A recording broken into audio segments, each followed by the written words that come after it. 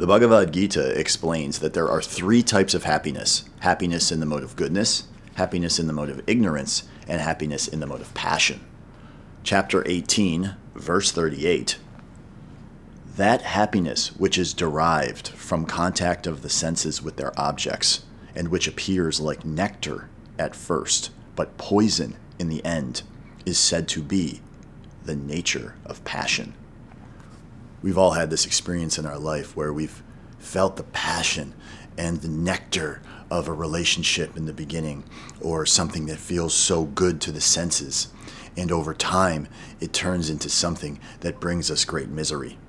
The Bhagavad Gita here is giving us this practical advice that happiness that we feel that is in the mode of passion, that is so vibrant and nectarian in the beginning, when we feel that and it's connected with our senses and how we feel, and it's so nice, ultimately leads to suffering in the end and turns into what seems like poison.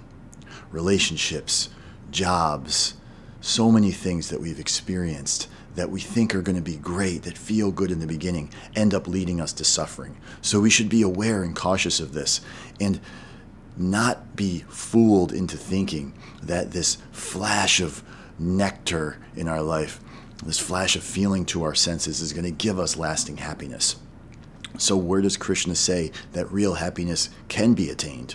Well, he explains that happiness in the mode of goodness, which is just like in the beginning, which is just like poison, but at the end is just like nectar, and which awakens one to self-realization, is said to be happiness in the mode of goodness. So we can consider, and we've seen this practically in our own life, that there is a difficulty in the beginning for something, such as we put in the effort to learn a new skill. We put in the effort to really understand someone or connect with them, and over time that relationship builds. Or we go to the gym and it's like that whole idea of no pain, no gain. We put in the work in the beginning, and over time we get the result and the benefit. Krishna is explaining to us and giving us the practical direction and guidance in our life that we can use to actually how to do the right things, which is to put in the effort in the beginning. Do the hard work. Focus on what really matters, not on what we feel like we want and is going to make us happy in the moment, but the long-term benefit. And what do we really want long-term benefit of? That is self-realization. What is going to open up our mind to self-realization so that we can actually understand the truth of who we are, which is where real happiness comes from.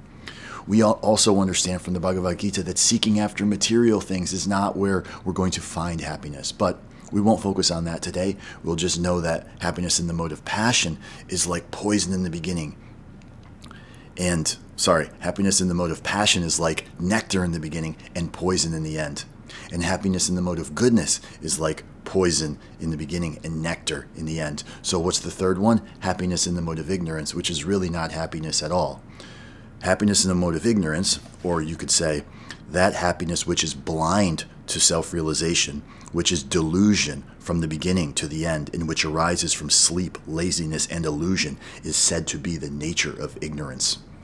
Krishna is also giving us this direction and guidance in relation to what happens when we get depressed, when we get pulled down into this mode of not doing anything, sleeping, laying around, doing nothing but playing video games or watching TV or scrolling on TikTok. We're just in the mode of ignorance. We're checked out. Ultimately, this leads to the lower energies, our consciousness being covered over by this mode of ignorance. Ultimately, we don't want that. No one really wants that. It's almost like an escape. We want to avoid that and recognize when we have that tendency to be pulled down. I have that tendency, we all do, to be pulled into this mode of ignorance. But we can rise out of it, especially by understanding and distinguishing the reality of the factors of where happiness is going to actually come from and how to define these three different modes: happiness in the mode of passion, happiness in the mode of goodness, and you could call it happiness in the mode of ignorance. We strive for happiness in the mode of goodness so that we can actually rise ourselves up to this spiritual platform, this platform of self-realization, and transcend this material nature and become the best version of ourselves.